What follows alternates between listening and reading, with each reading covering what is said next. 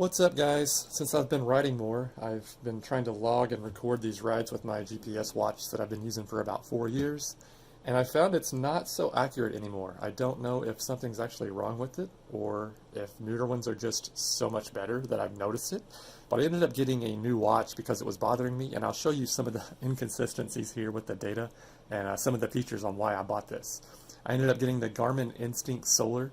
It has built-in solar charging, which may be a gimmick, but I think it's pretty cool. I've always been a Garmin fan, but what I was using before was this Vivoactive HR, and it's basically a glorified step tracker with primitive GPS built in. I mean, it was $250 4 years ago, so it served me very well.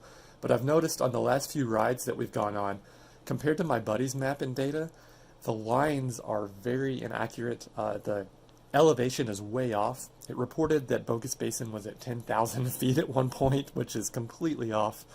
Elevation reported between the two rides that we both did, obviously the exact same ride, was about 400 feet, so that's pretty significant.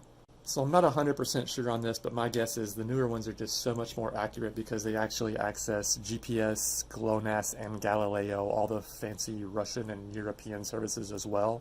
And it could just be that it's only locking on 1 or 2 satellites, and that's as accurate as it's going to get when we're in really heavily wooded areas.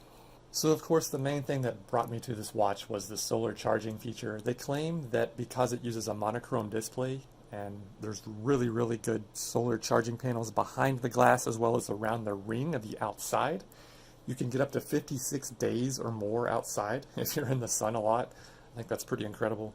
Of course it has that ABC function, which is kind of feature most smartwatches have. It stands for altimeter, barometer, compass. And most of the features from the higher end Phoenix line, again the exception being some of the fancy stuff that they've split out into other models. There's actually a tactical and a surf model of this watch. They do things like link up with night vision goggles and show you surf tide data. Those don't really apply to me, but really cool feature. So I just went with the standard edition. I actually like that the display is black and white and not touchscreen. The touchscreen on the Vivoactive was just terrible. Granted, that's kind of a cheap watch, but it was really clunky to navigate and slow. And also, you won't be able to accidentally bump something, you know, when you're riding or doing something with the watch. Honestly, I think that's the biggest price difference between this and the Phoenix series, or even the newer ones like the Venue. You're paying for a really nice piece of OLED glass and MP3 storage, which that doesn't really appeal to me either. I may be the minority here, but I don't really want to listen to music while I'm riding or running. I'd prefer to just, listen to my environment or be aware of what's going on. But I like the size of the watch too. You can see it's pretty similar to the Vivoactive. It fits on my smaller wrist pretty well. Some of the watches just get so massive it's like wearing a Samsung Galaxy on your wrist, it seems like. It only takes a couple of minutes to get used to the menu. You can see here it's just a matter of using these up and down buttons on the side, and the GPS button on the opposite side over here is select. So I'll scroll through the modes here, and immediately you can see many more options versus the Vivoactive HR. I think I had run, cycle, and paddle or row. Those were the only real activity options on the Vivoactive. And you can actually customize these and add lots more later too. Rest of the features are pretty similar if you've used any of the other Garmin watches.